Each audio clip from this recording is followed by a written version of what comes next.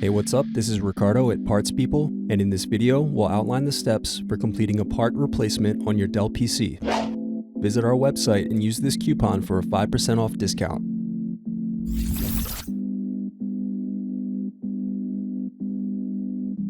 First, unscrew, then remove bottom base.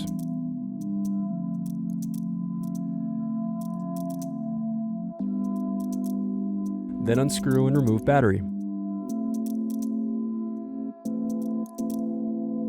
Now unscrew and disconnect antenna cables. Now unscrew and disconnect cooling fan.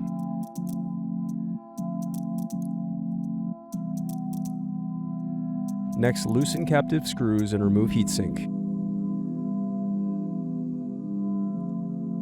Thanks for watching. Don't forget to like and subscribe if you enjoyed this video. And if you need more, check out this playlist to watch other tutorials for your laptop. You can also click here to find parts for your laptop at partspeople.com.